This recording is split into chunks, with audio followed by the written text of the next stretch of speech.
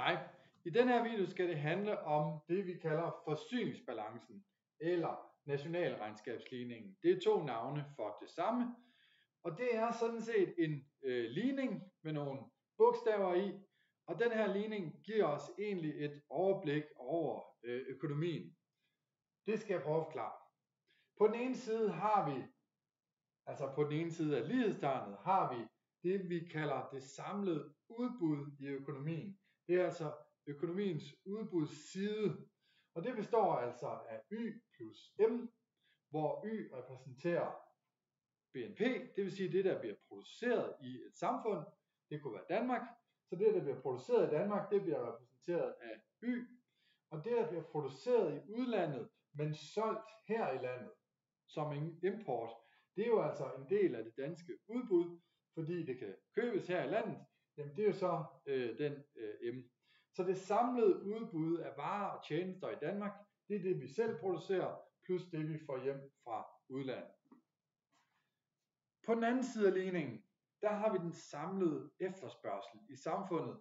Den består af C, som er det private forbrug hos husholdninger og virksomheder. Det er de private investeringer, husholdninger og virksomheder. Det er det offentlige forbrug, og så er det altså eksporten, det der efterspørges i Danmark, men bliver efterspurgt fra udlandet, kan man sige. Så det er altså den samlede efterspørgselsside i økonomien. Grunden til, at den her ligning kan være vigtig at kende, er, at det giver et overblik over økonomien, hvad er økonomiens udbud og efterspørgsel, og så er det vigtigt at kende, når man skal snakke om de økonomiske skoler, fordi de økonomiske skoler, Keynes, monetaristerne, ser forskelligt på, hvad der er vigtigt i økonomien, og nogen fokuserer på udbudssiden, og andre fokuserer på efterspørgselssiden.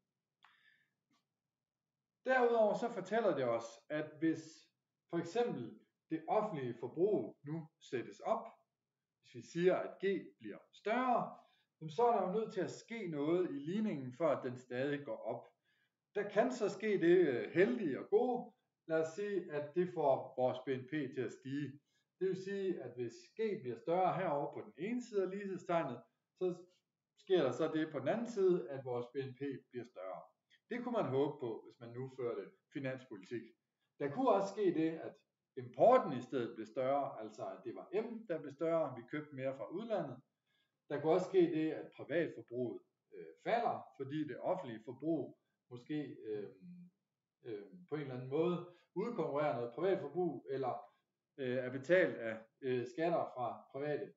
Så når noget ændrer sig et eller andet sted i ligningen, jamen, så hvis den stadig skal gå op, så er der altså også andre ting, der skal ændre sig. Så den her ligning fortæller altså også noget om økonomiske sammenhænge.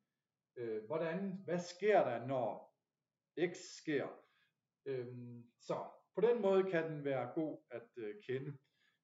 Hvis man skal illustrere for eksempel sådan noget som multiplikatoreffekten, så er det også oplagt at tage udgangspunkt i den her ligning her og prøve at forklare, at hvis man gennemfører finanspolitik, jamen så sker der sådan og sådan.